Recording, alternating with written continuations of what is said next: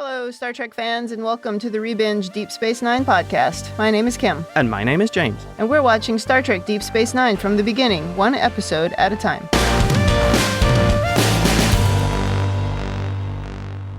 Welcome back to the podcast. Today we are on Season 2, Episode 21, entitled The Maquis, Part 2. This episode aired May 1st, 1994.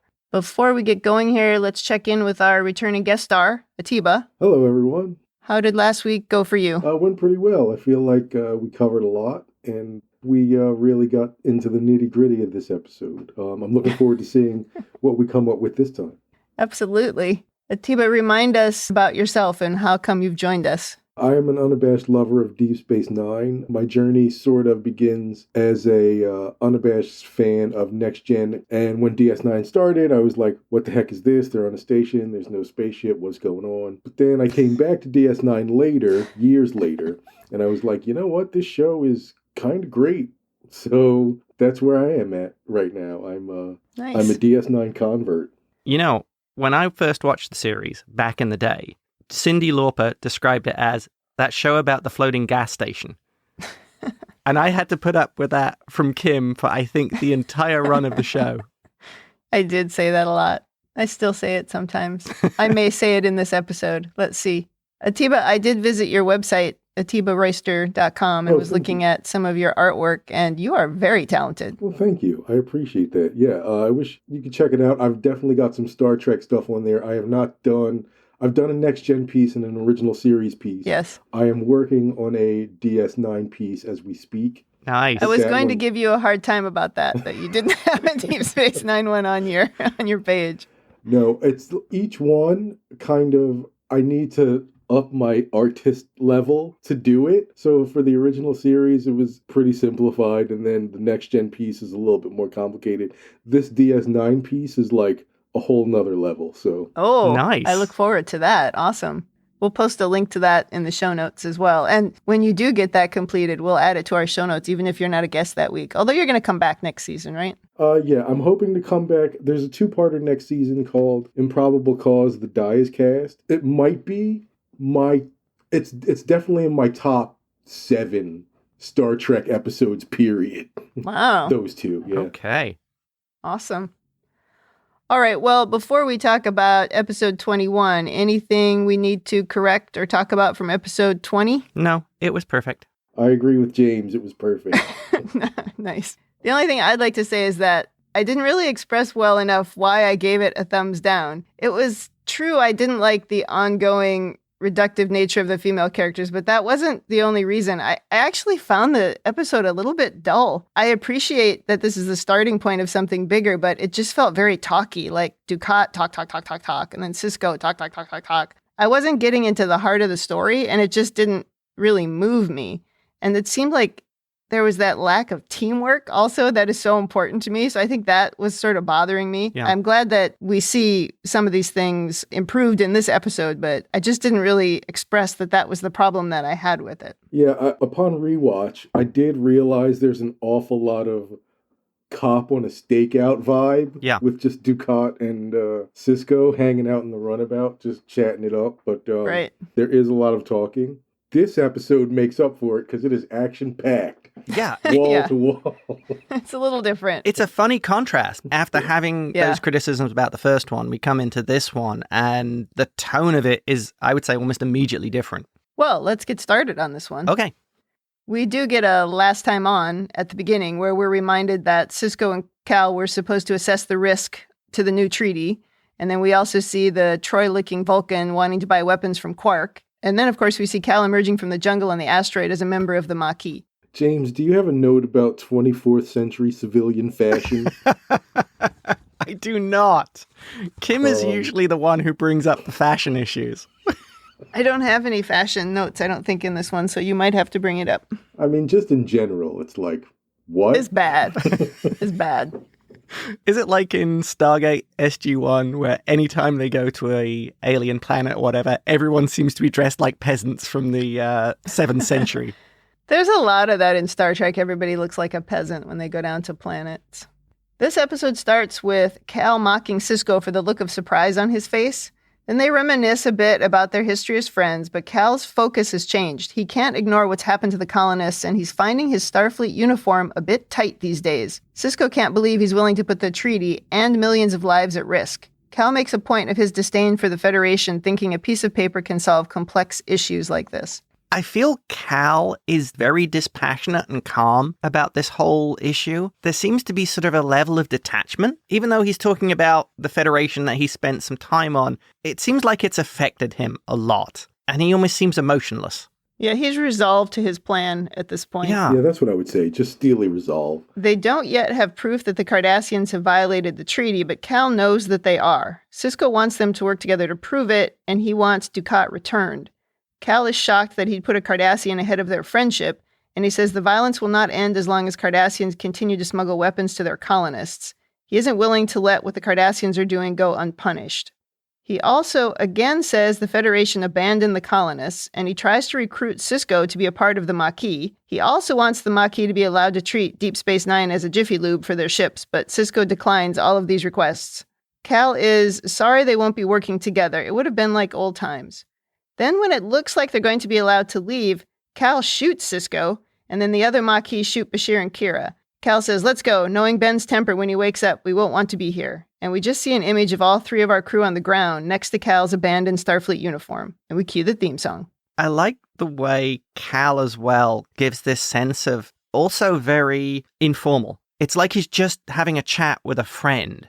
He is just having a chat with a friend. He is, yeah. That's exactly what he's doing. But these are really big issues here. And this is also a question of duty and Starfleet. And they're just sort of chatting more informally than I would expect. The friendship side of it, I have a problem with. It feels like Sisko is betraying his friend here. I do have to point out kind of Bernie Casey's performance here kind of lets us down. He doesn't, I don't know. I feel like he just doesn't get the enormity of the situation, and he's kind of just reading lines like they're sitting there on the paper. So that might come down to the acting performance choices a bit, but yeah, they switch sides because I think that he was a little bit more animated and passionate in the previous episode, and Sisko was not. And now we switched sides. Interesting. I think Sisko is being a little too hopeful here. Seeing as the Cardassians won't even help with their Vol problem, he's being very unrealistic in saying that we could go to Cardassia, prove that they're shipping weapons. Cardassians allowing Federation personnel on Cardassia? They'll just lie to them. But it's the true believer. It's the Starfleet dogma. That's what Sisko has been saying since the beginning of this. Also, don't you get the sense that Ben is just saying whatever he thinks he needs to say or that Cal wants to hear in order to come back into the fold? Good point. I don't know that reality is really what's on Ben's mind right now. I think he's on pure emotion and just saying whatever he thinks needs to be said. I didn't consider that. Yeah. He wants to bring his friend back on the path and he'll say anything to do it. You could look at this entire episode as a relationship with these two people. And then that's really what all of the themes are about, even more than the political struggle between the Federation and Cardassians. Back at the station, Sisko wants to talk to both Central Command and Starfleet. Admiral Nechayev is already there, and Legate Parn from Cardassia is on the way. I think that's the first time we've heard the term legate here. Memory Alpha just says he's a powerful official, though it compares the rank of legate to admiral. Yeah. On the way to talk to the admiral, Sisko tells Miles to track that ship that took Dukat. Then in his office, he meets with Nechayev. This is the admiral who originally told us about the Cardassian treaty back on the TNG episode we watched last week. Yep. It's the same character. The admiral says the Cardassian Central Command has gone on high alert in response to the Dukat kidnapping. She takes a shot at Odo here, saying this shapeshifter, as the head of security, is maybe a problem, but Sisko defends him. I did write down here that we're actually more of a strip mall than we are a starship, so maybe security is slightly different. I did specifically say strip mall instead of gas station in my notes. But it is kind of like a strip mall if you think about it. Well, they have the promenade, they have the shops, they have a bar. Yeah, you can't lock it down the same way you could lock down a starship, which is all... Exactly. They could if they just allowed Odo to do his job properly. Yeah, he would like to lock it down like a prison. I do think the Admiral is just a complete denier of reality. Yes, we will get to that. Oh, and plus, I think she's also a complete fascist. I mean, she's quite happy with forcible relocation and then taking the moral superiority of this and saying, oh, we should never let them stay. She's a politician. Awful. Have you guys not discussed how all Starfleet admirals are evil? Like all of them? Every single one? We haven't. We haven't talked about that, but it is, yeah, the percentages are not in their favor. Admiral Kirk was pretty good. Briefly. Okay, we're going to have to discuss that later, but like he objectively, he stole a starship. It was all for a good cause. But the difference with him is he didn't do that thing of sitting on his high horse and just talking about people and not doing something about it. He was more of a doer. Yeah. But that's usually what happens the higher you get up in the chain of command, the more you're just a talker. It's true in business, too. He set back Klingon Federation relations decades with all that business. For the sake of drama.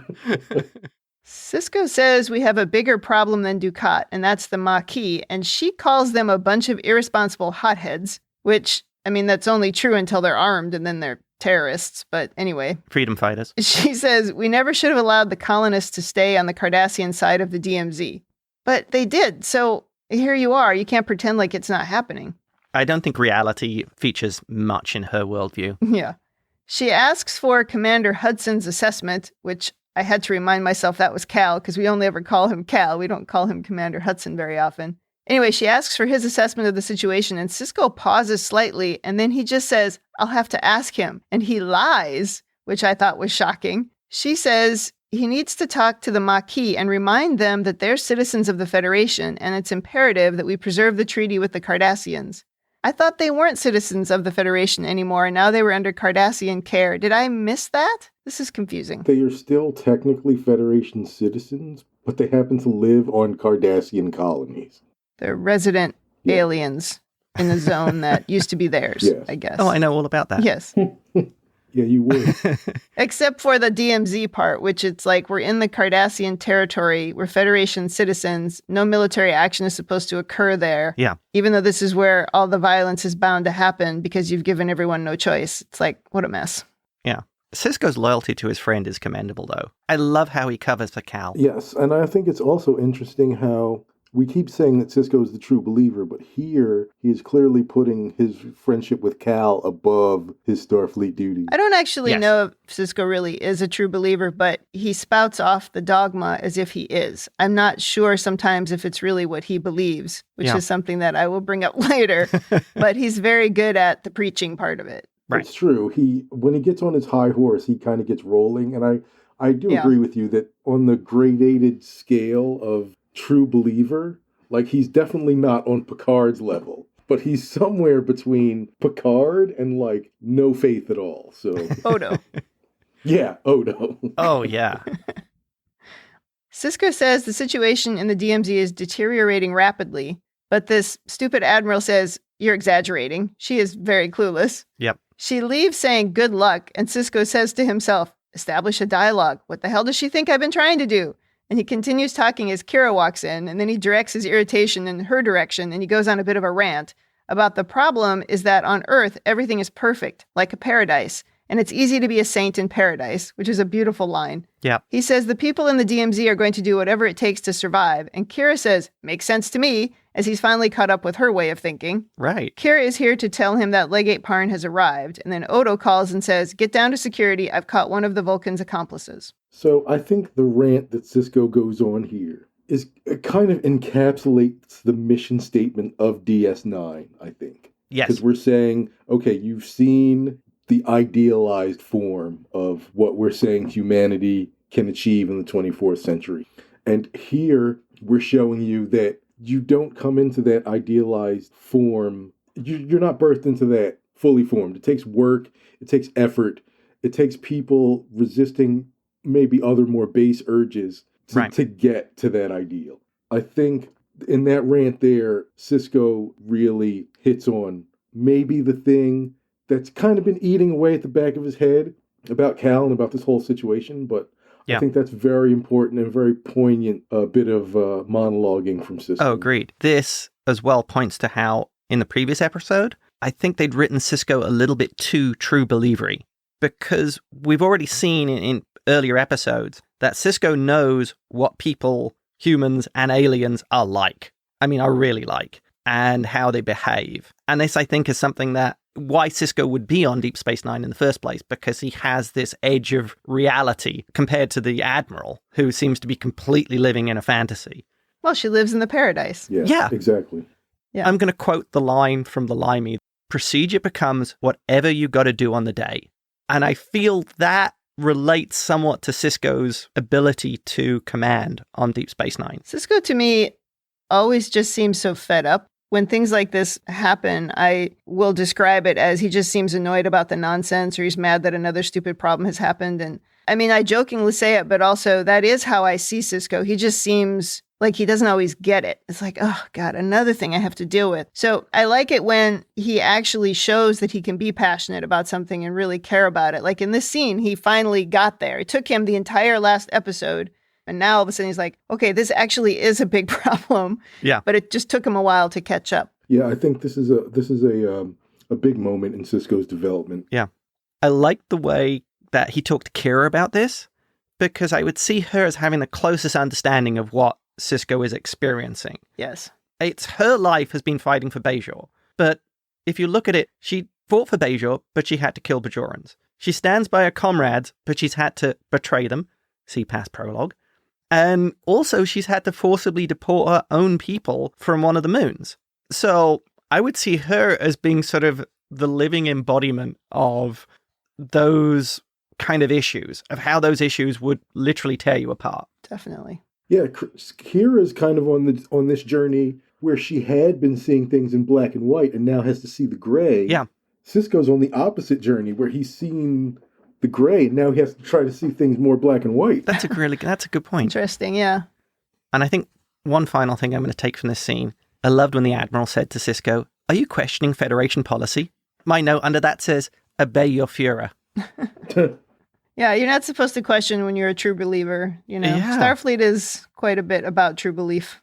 Now we go down to security and we see that Quark is the accomplice that Odo has apprehended. He's claiming total ignorance to Sakona's kidnapping plot. That was the Vulcan woman. Odo doesn't think he was spending time with her because she was interested in his lobes, but Quark says Vulcans appreciate good ears. I did like that line. Sisko wants to know about the business arrangement he had with her, and he finally admits that she wanted weapons. But he, of course, is saying his hands are clean, as he didn't sell a terrorist group any weapons. He just introduced them to the Pagorans who sold them the weapons. This is always Quark's stance, is that I'm just the middleman. I'm not guilty of anything. In Ferengi cultural terms, that means Quark is completely innocent. Right? Yeah, completely. He didn't do anything. Why are you picking on this poor businessman? One of the rules of acquisition must be, if you're the middleman, your hands are clean. You're innocent. Sisko wants a full list of everything they bought, and Quark says, whatever it was for, it's obviously happening in the next few days because she was in a big hurry. And then also Quark followed that other rule of acquisition, which is immediately roll on people if it's for your benefit. Yeah, I bet there is a rule like that, where it's like always protect number one. Is he really rolling on them, though? I mean, he doesn't have any investment here. It's not like he's a terrorist. Well, that's a philosophy I guess we could debate. What about the sanctity of a business transaction? He wasn't part of the business transaction.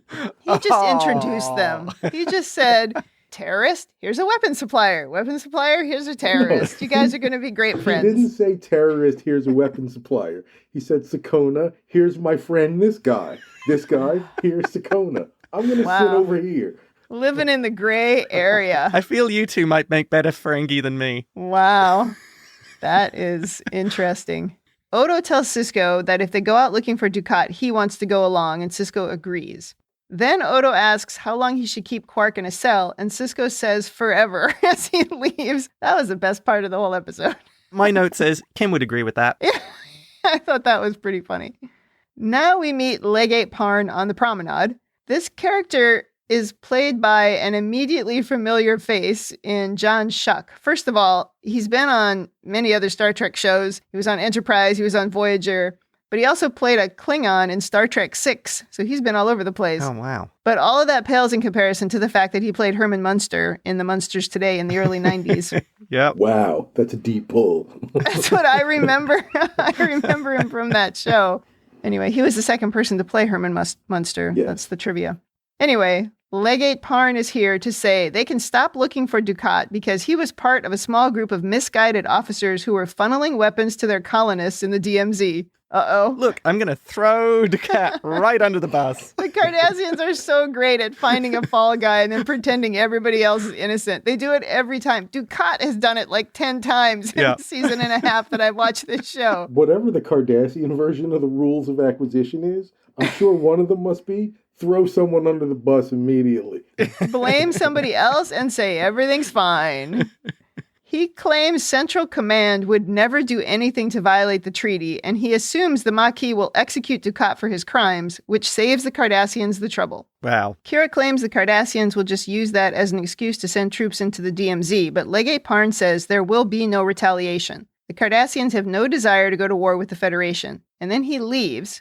It seems to me that was like a 20-second conversation. They could have just done that over the phone. That was weird. I think he wanted to show off his slightly fancier uniform. I guess so. Also, for a Cardassian, he has like no neck. That's true. He doesn't have a neck. Some of them don't, but like Gul Dukat has a 2-foot-long neck. It's very weird. I want to speak to Jim's point from last time, or it might have been yours, Kim, that, you know, if Dukat's going to be walking around the station and not having every Bajoran with a phaser taking a shot at this guy, how is this huge, high-ranking Cardassian Central Command figure just going to be walking around the station without every Bajoran, I don't know, gunning for this guy? Well, he might be onto something, right? Because he just sort of swooped in, never even left the promenade, had a quick conversation, and he got the heck out of there. So true. He's maybe onto that.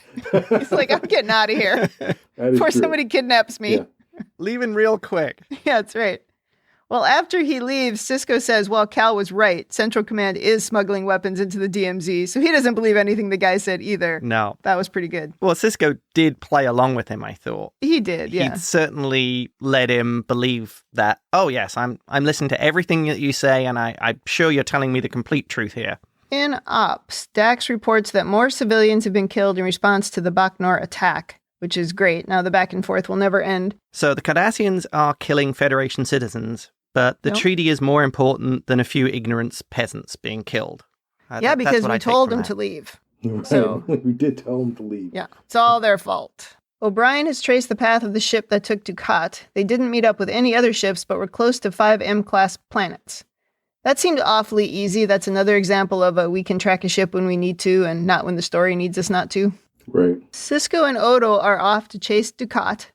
Kira doesn't understand why we would risk our lives to save someone who has caused the deaths of so many others, but Sisko believes that if Central Command wants him dead, that's reason enough for us to want him alive. And off he goes with Bashir and Odo, leaving Kira in Ops. I guess if they had a good counterintelligence division, they could try and turn Dukat. He probably has a lot of very good, useful info on Cardassian politics, strategic thinking. If Dukat's position has been completely destroyed while he's been away, you'd think they'd want to try recruiting him. But geez, from the Bajoran point of view, he's got to be considered a war criminal. Yes. So, I mean, you'd just be doing that. Also, there's 0 chance the Obsidian Order lets that happen. He'd accidentally fall down some stairs out of an airlock.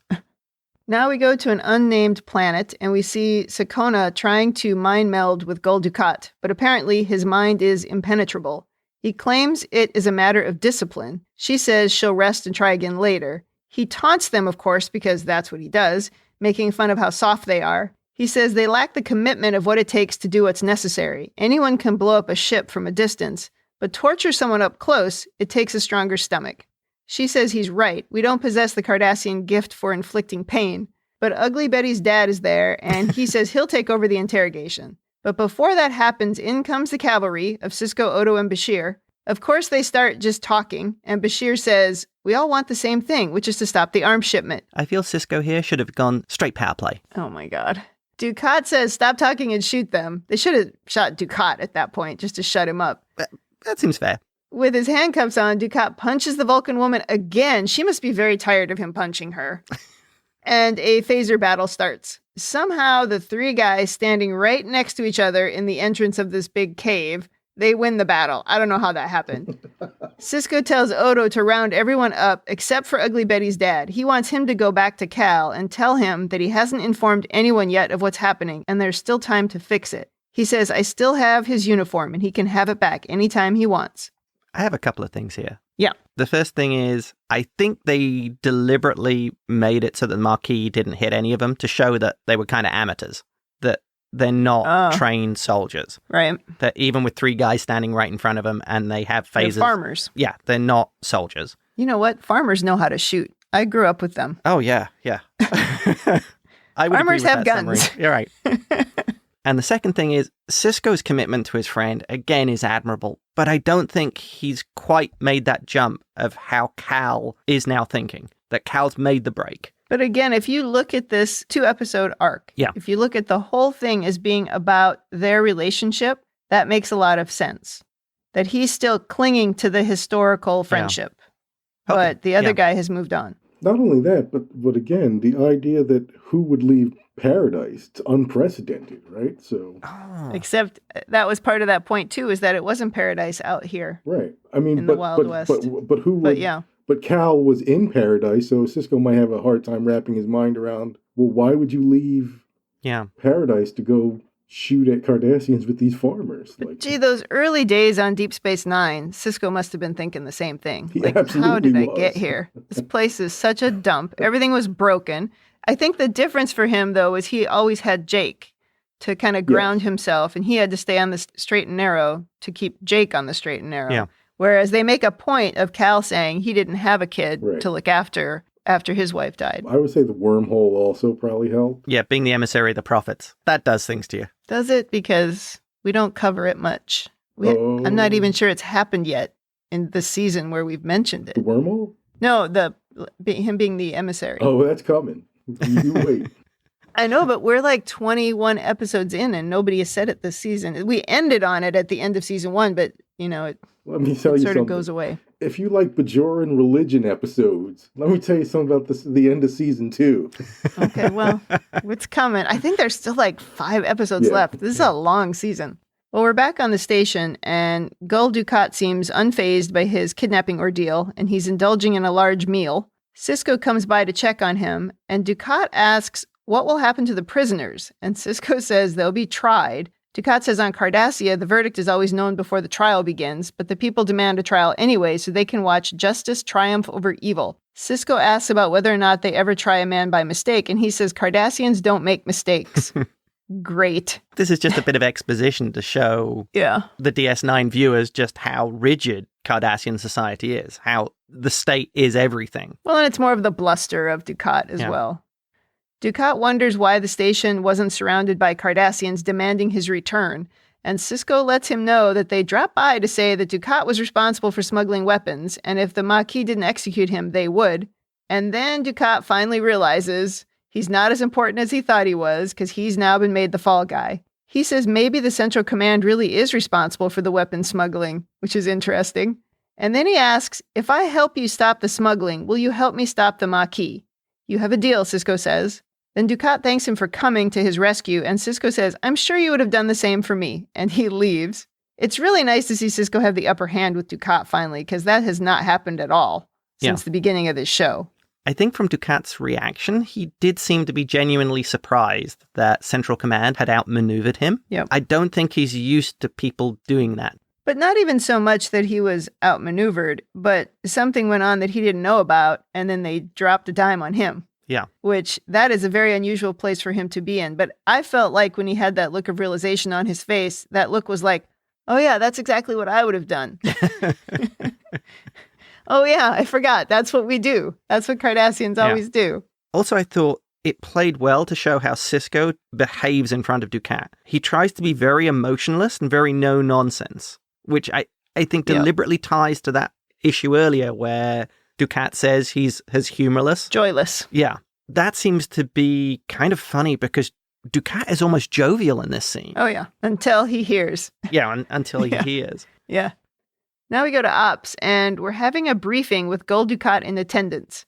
Odo lists the very long list of weapons that Sakonna bought, and he also says that he hasn't learned anything from her yet. Dukat volunteers to help with the interrogation, but Kira said it would be better if he figures out how Central Command is smuggling the weapons into the DMZ. What about Kira's comment, though? With that much firepower, the Bajorans could have launched a full-scale attack on Cardassia. And the way Dukat... And lost. Yeah. Dukat, he's so nice. Oh, I didn't write that down, but that actually was pretty funny. And then the way that they all look at him, like, oh, God, you're so full of yourself. Dukat says his guess is they're doing it by way of Zeppelite free traders because they've used them before. So that's now a little bit of inside information provided to the Federation. Well, to Sisko. At this point, we don't know how much they're sharing with anyone or what kind of agreement they've made in terms of information sharing. But that's still an important one. It is. He points out how the Zeppelites have never been caught. Because now the Zeppelites will probably not be allowed at Deep Space Nine. Yeah, without having Odo doing a full search. Right. Well, actually, that's good. So everybody gets something out of this. Everybody wins. Yeah, the weapons won't get transported and Odo gets to do a full search on a ship. I mean, he loves that kind of thing. He does love that. Now we go to Sisko, Kira, O'Brien, and Dukat in a runabout trying to hail a Zeppelite ship, which doesn't respond. Kira scans the ship, but their hull is made of sensor-reflective material, which is awfully convenient. Dukat says, just attack, kill the bridge crew, and steal the ship. Nope, Sisko says, and finally they do respond to the hails. Sisko accuses them of carrying weapons for the Cardassians, but he says they're carrying wheat husks. Sisko wants to board them and see for himself, but the guy's like, I don't think so. And then Dukat comes into the picture and threatens him, which completely confuses the guy, who panics and lowers his shields. I was a little confused, though. That looked like a really big freighter, and this runabout is just this little thing. Were they really that big of a threat? I mean, it seemed to work. It was just strange. I think maybe the Zeppelites know that when you get threatened by a Cardassian, it's not like a Federation. The fear was really the Cardassian. Yeah. Okay, not the... Dukat is, of course, very pleased with himself, and he gives a smug smile to Kira. It is annoying how he always wins. It's just obnoxious. They must hate him. Dukat treats this traitor like a fourth grader with the lunch money, you know? Oh, yeah. Yeah, a bully. Totally bullies this guy. Well, that works for him pretty much all the time. That's his whole MO, though. Yeah. That's really the MO of all of the Cardassians with what they did to the Bajorans, even. Right. Needlessly bloody.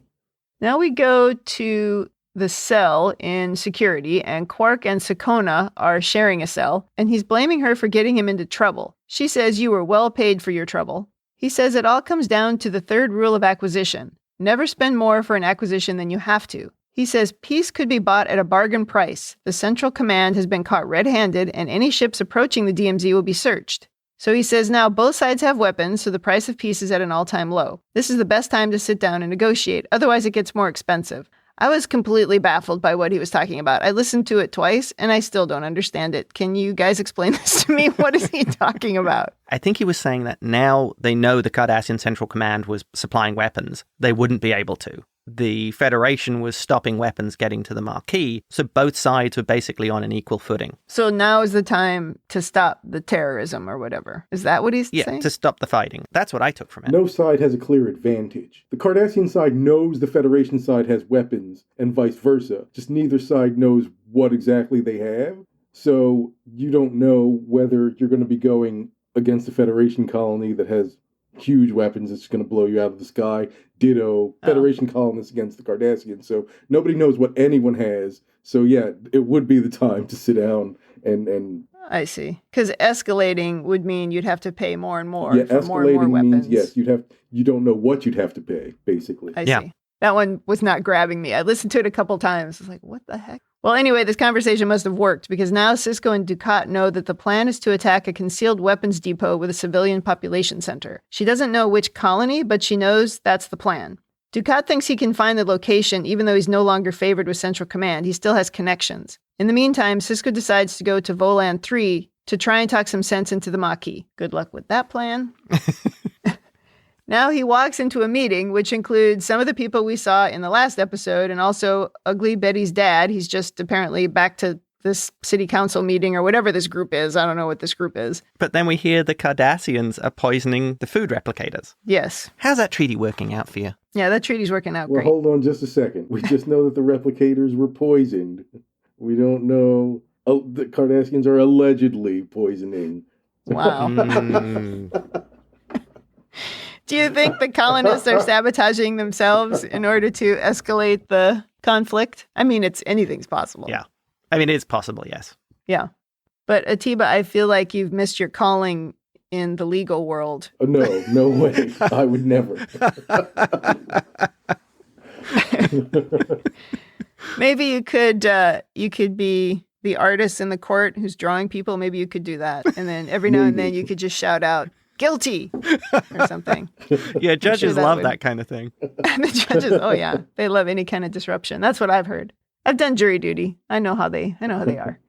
Sisko says anyone making themselves an enemy of Cardassia is also making themselves an enemy of the Federation. He says you need to call off the attack on the weapons depot. Then a bunch of armed people come into all sides of the conference room, including Cal. We also see that he's got a Klingon in his ranks now, which was interesting. He's got one Vulcan and one Klingon. You get to see that there is an incredible mix of races that are part of the Maquis. Well, that was my question, I guess. Do you think that these planets inside of the zone, are they planets affiliated with these other different races, like the Vulcans and the Klingons? Or is it just that some of them live in these colonies with other people from the Federation? I would imagine it's a very mixed population. Yeah, because trying to wall off space is also just on its own very confusing, and trying to say which parts of space, which are not, it's not like a two-dimensional thing.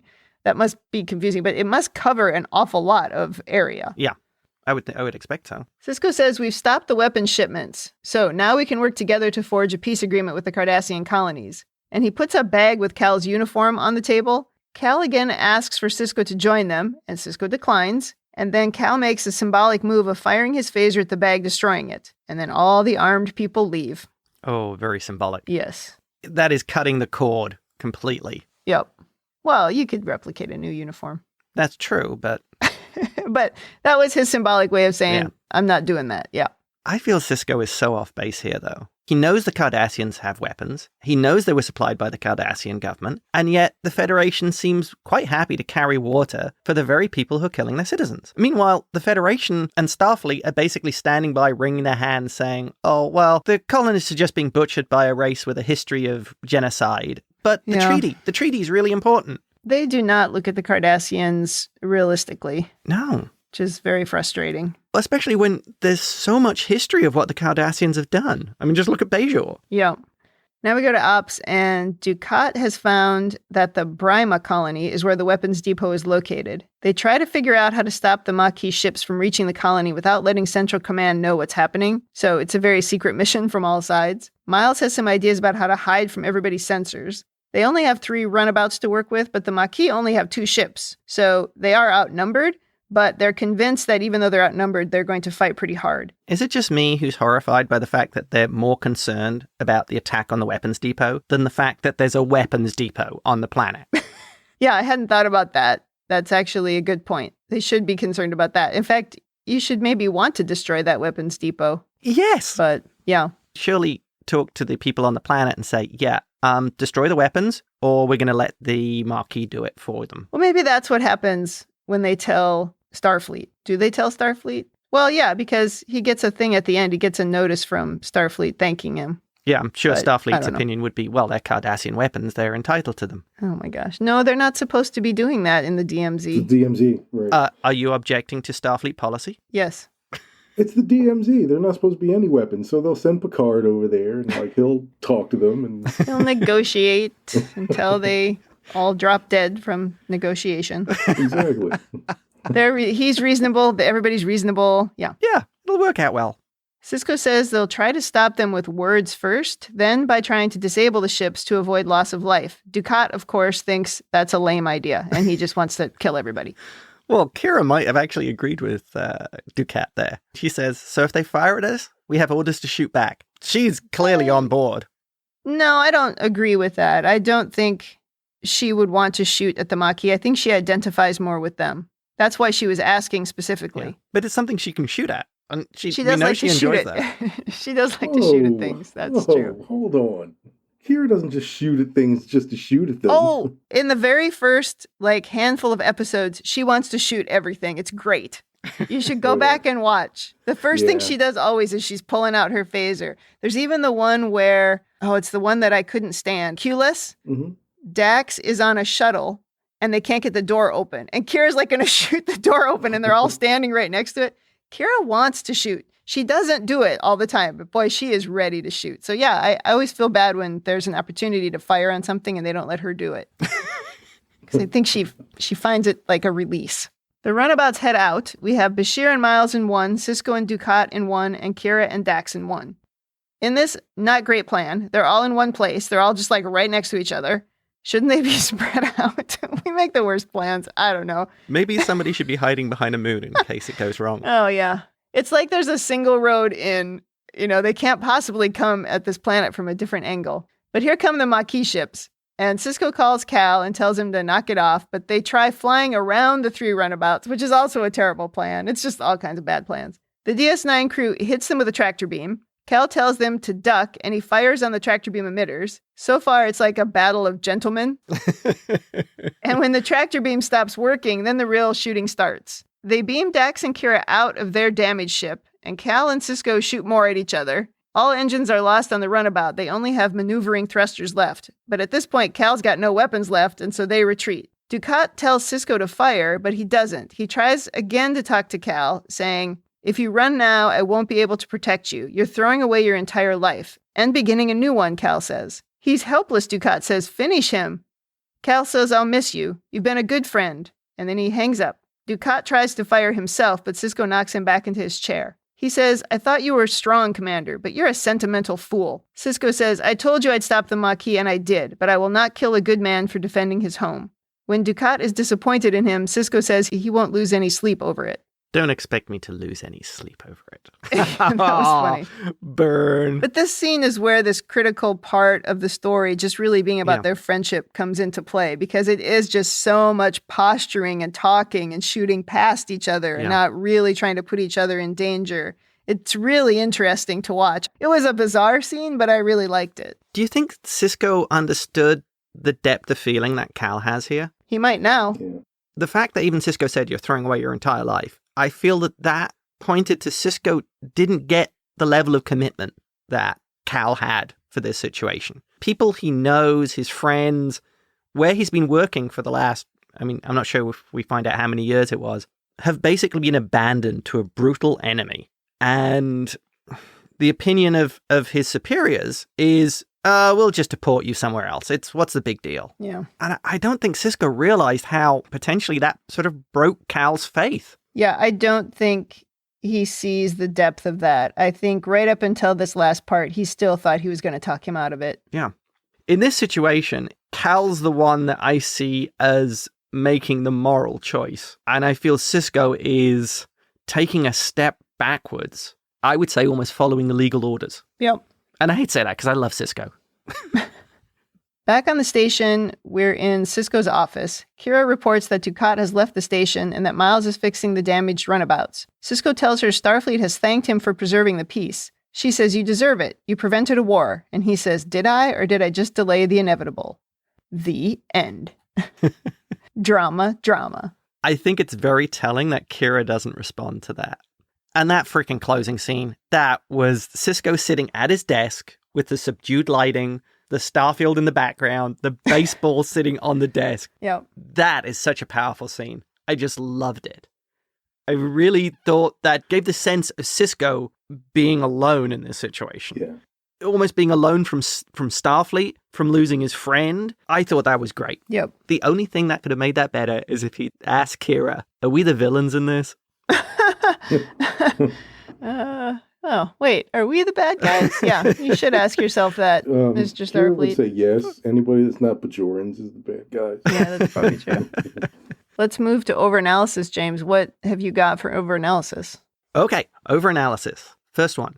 I assume that Bajor is not helping with any of this because of the risk of them being quite literally the front line on a new Cardassian Federation war. Right. I think that makes sense, that they wouldn't want to be involved in it and put themselves at risk. And I think they've shown that in the past, that they don't want to be the reason something starts back up. Yeah, because they're in a perfect position to help here. And also, they're in a perfect position to understand what's going on. Right, but Right. do we know what kind of position Bajor is in resource-wise to be helping anyone at this point? I mean, I think they're still just recovering themselves, so... Yeah, it doesn't seem good. I mean, the last info we had about it was from the episode Sanctuary, where that race of the flaky skin people wanted to move in, and they were just like, we just can't. We have too many problems. We don't have enough resources for ourselves. The Cardassians stripped many of our resources when they left. We can't look after the people that we have, so we can't also look after you. That was really the last info we had, if you just go chronologically through the episodes, so it doesn't sound good. Does sound like they don't even really have the ability to help that much, but there's still little things they could do. They could certainly offer them sanctuary, but I took it as because of the risk of being on the front lines. Yeah. Next one. So, Dukat, simply a useful scapegoat? Do you think he had any idea what was really happening? Was this some kind of maneuvering from Dukat against rivals on Central Command? That the whole thing he set in motion was to discredit Central Command? I don't know. How do you see Dukat as benefiting from tarnishing the reputation of Central Command, or having Central Command being caught in a lie?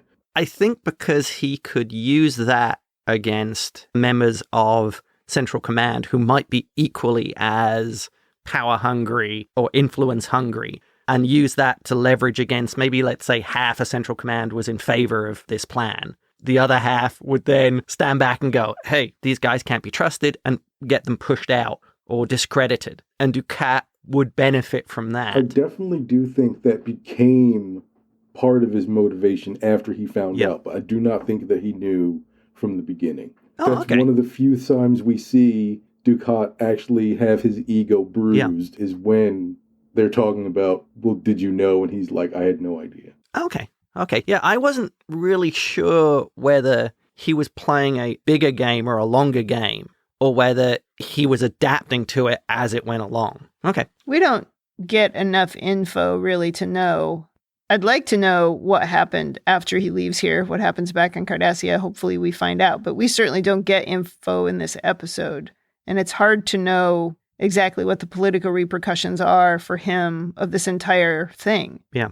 Because if the Cardassians are never wrong, and if you're already guilty before a trial starts, and they had already declared him guilty, why would they not then bring him back and try him? I don't understand how he can even go back. Right.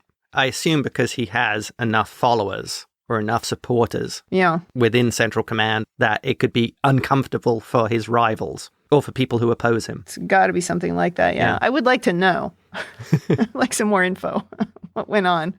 Okay, final point. Do you think Cal wanted to be a martyr? We learned his wife died. We learned he's disillusioned with Starfleet. Do you think he was more looking for a cause to die for? I think he was looking for something. I don't think he wanted to die, but he was looking for something to make his life have meaning again. Mm-hmm. Do you think he was so disillusioned by Starfleet that his life really didn't have meaning? Well, he said it was a joke, that he had been appointed out there, that there was nothing really for him to do except watch people suffer. I imagine that just got to him in the end. And it was difficult for him in that scenario to just ignore it or to not help them. Yeah. I didn't get the feeling that he wanted to be a martyr, although that's a thing I find difficult to relate to. But we didn't also get enough of his emotional journey. We just had really those couple of scenes where he tried to explain it. And if you just go by what he said, he just didn't have enough that he was getting out of being in that situation where all he was doing was watching bad things happen to people. That just wasn't enough for him. Right. He didn't really have any way to impact that situation in a positive way, or all he was doing was kind of negotiating between two parties of bad actors, and like that can't be fun. So Right. Okay. I will take those as answers. Okay. I think that wraps it up for me. I was confused by some of the stuff with the Federation citizens in the DMZ. Really? Yeah, I mean, we talked about it a little bit, but I did write down that as my note in overanalysis was I was just struggling a bit with. So they decided that they could stay there, still be Federation citizens, but the Federation was no longer going to protect them. How did they ever think that was going to work with the Cardassians? That just, to me, is very baffling. I think because they thought the Cardassians would act in good faith. I guess. I think that they didn't think it would work, hence all the guns. I see. Well, I don't think the settlers thought it would work, but I think the naivety of the Federation, they thought, oh yeah, this will be fine. We're going to look after the Cardassians on our side, so they're going to look after the Federation citizens on their side. No. Fail. The only other note I had in overanalysis was that if you watch that shuttle scene dispassionately at the end where the shuttles were fighting each other, it could be a little bit lame. But if you looked at it as a battle of Sisko and Cal, it was so much more interesting. Because then it became like this sort of personality battle where Sisko is just trying to show him, without causing him any damage, that this is the wrong thing to do. You've really got to get back on the straight and narrow. And Cal is just like, no, I'm going to keep trying to go around you until I succeed. And then when he couldn't, he just retreated to come back and try again another time. And if you looked at it that way, it was a very interesting battle, even if the effects weren't that great. I liked the effect. I thought the shuttles and the little ships that they were using, the Maquis were using, were pretty cool. I like the style of them. Yeah. And I thought the battle was kind of good because you had these two guys who really didn't want to hurt each other. Right. But were now completely opposed. It was sort of, I want to do enough damage to put him off, but not actually kill him from both sides. Right. All right, well, let's move to women in the future. There's not a ton to say here. I'm still a little disappointed in the Sakonna character, as she seemed to have an all-or-nothing attitude, which didn't feel terribly Vulcan to me. But I thought her acting was very good, and she presented well as a Vulcan. But she seemed kind of dumb at the end of the day. And, you know, we still had to, of course, because we're the 90s television, we still had to make references to her sexually when Quark blamed her feminine wiles for confusing him. It's just like, we just had to do that. But it was kind of a weak use of a character, I think, that could have been better. Then with Kira, I agree with what Attiba said in the previous episode that we didn't use Kira very well. It happened here too, especially at the very end. Would she really have looked at it as, oh yeah, you prevented a war, isn't that great? I mean, she knows the Cardassians and she knows this isn't over, but she just kind of placated him at the end, which is not a thing Kira ever does. So I thought that was a little bit strange. And then also, you know, Dax had nothing to do. So she wasn't even really, she had a line here and there, but she didn't really have anything to do. So it was kind of a bust here for developing women characters a little bit. You know, it really didn't happen. But do you think that was Kira supporting Sisko? From the Federation standpoint, he'd done a great job. He'd prevented a war. And Kira knew Maybe. Sisko was in a bad place because of what had happened to his friend. And she maybe didn't want to say anything to him that would cause him distress. Maybe, but that's not very Kira. No, it's not. Certainly when it comes to Cardassians. Maybe she's growing. From the beginning of the Possible, episode but to the end. Honestly, that feels like that should be coming out of Dax's mouth, not Kira. That would have made more sense. If Dax had walked in, to that conversation, that would have made a lot more sense. That's a good point. I mean, Dax also has a background of diplomacy. Yeah. Which we could have used here too in this episode. But we didn't use her either, so. Well, that might come down to the influence of the symbiont on the current host that you talked about before, Kim. Dax is an accomplished diplomat and negotiator. How much of that would help Jadzia? Yeah. Well, Curzon was. But he was also someone who could negotiate with Klingons. That doesn't necessarily translate to everyone else. True. But yeah, some diplomatic skills could have been quite useful in that situation. Yeah. At the same time, I think we're supposed to think that Sisko has a lot of those skills, so I guess it makes sense that he's the one doing it. Yeah. Yeah. That's all that I have, though, for women in the future. Are we going to mention the numerous times Sakonna is assaulted by Dukat? Well, yes, we can. I got to punch someone. It's going to be the Vulcan. At the same time, if you kind of look at it like, it's almost like that bully thing. I'm going to go for the weakest link. Right, okay. However, Vulcans have in the show been portrayed as being far stronger and more durable than humans. Which is maybe why he punched her. So maybe he's knocking out the biggest guy in the yard on the first day. I don't know. You You take could out be the right one who about could be the that. biggest potential threat, and then I just have to deal with these Yes. puny humans. Okay, that's very positive, but also it could be because she's just the one who's closest to him each time. And he likes hitting people. And he likes hitting The people. first time when he's in front of the door to his quarters, there's a lot of choices. Well, he hits the one guy and then he turns around and punches her right in the face. Then he does that stomp away. That's right. I forgot. He does knock down that somebody person. else too, yeah. Okay. The Cardassian version of Right. running. It is true, though. We do make a point of hitting the woman twice, yes. And yeah, that's a good point from last week. I don't know if you can actually run in that Cardassian uniform. It's like Morn, when we've seen somebody who seems to navigate Morn around because you know he can't see anything. Yeah, it's maybe like that. All right, anything else in Women in the Future? Then let's go to rating. Thumbs up, thumbs down, or neutral. James, what's your rating? Thumbs up. This was a great ending to a two-parter. The second part of it I thought was better than the first episode. Okay. I'm going to agree with James. There's two iconic moments here. Sisko talking about how Earth is a paradise and Quark breaking down the logic of the third rule to a Vulcan. And also this is where Sisko really starts to understand that, hey, it is different out here. I'm going to have to do some different stuff. Yeah, I also give this episode a thumbs up. Better than the first episode. And now having seen it all together, the first episode makes a little bit more sense to me. Mm-hmm. I struggled in the first episode to see how Sisko really cared about anything. He seemed more irritated than moved. And it wasn't until he got annoyed at the Admiral's nonsense that I actually started to think he cared and that he started to express himself in a way that I understood. I like Sisko when I feel his feelings. Not so much when he goes into that shutdown cold version, which James seems to really like. I don't like that at all. When he just repeats the Starfleet manual to people, I'm just like, dude, you are so uninteresting in this case, and you're not right. So I think thumbs down to part 1 Sisko, thumbs up to part 2 Sisko, is I guess what I'm trying to say. But yeah, this was a good episode that I can see sets us up for many things in the future. I did read that, I think it was on Memory Alpha, that the writers killed off Cal in the original version of the script in that last scene, but they were persuaded to not do that. And then later, when they watched the full episode, then they thought, oh yeah, you should have killed Cal there. But they didn't do it. That's funny. He lives on. I'm not sure we see him again, though. When I was looking at the episodes that this actor is in, it looks like that was it. So maybe we'll just talk about him in the future. But yeah, they probably should have killed him if they weren't bringing him back.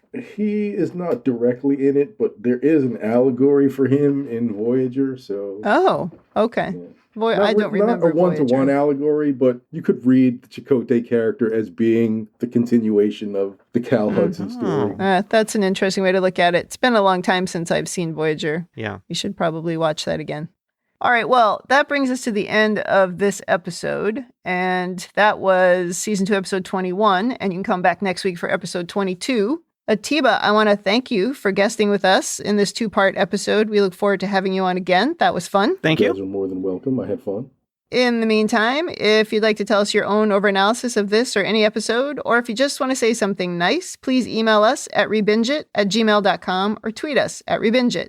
Also, check us out on talkthroughmedia.com. You can leave feedback for individual episodes there, and you can also listen to all of the other awesome podcasts on our network. Thanks for joining us on the Rebinge Deep Space Nine podcast. That's it for me. And that's it from me. And that's it from me.